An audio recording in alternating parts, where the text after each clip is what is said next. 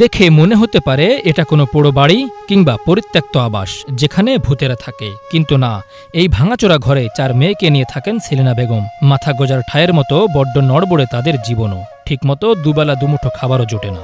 স্বামী মরে আছে, একটা পোলা নাই, 7টা মাইয়া, মাইয়া রুয়াইয়া থাকতে পারে না, একটি ছেলে সন্তানের আশায় একে একে 7 মেয়ের জন্ম দেন সেলিনা বেগম ও হাকিম ব্যাপারী দম্পতি। এক এক করে 3 মেয়েকে বিয়েও দেন তারা, কিন্তু অভাবের সংসারে হঠাৎই নেমে আসে দুর্যোগ। গুরুতর অসুস্থ হয়ে 4 মাস আগে মারা যান হাকিম ব্যাপারী। এ যেন মরার উপর খাড়ার ঘা। মাইশের বাড়ি কাম করতে মেয়েরা এসে আইনা হঠাৎ করে আইনে এসে বিয়া দিচ্ছে, মায়েরা বিয়া বই না। শরীয়তপুর পৌরসভার 2 নম্বর ওয়ার্ডের বিলাসখান গ্রামে প্রায় ধ্বংস হওয়া ঝুপড়ি ঘরে 4 মেয়েকে নিয়ে থাকেন সেলিনা বেগম। প্রতিবেশী ও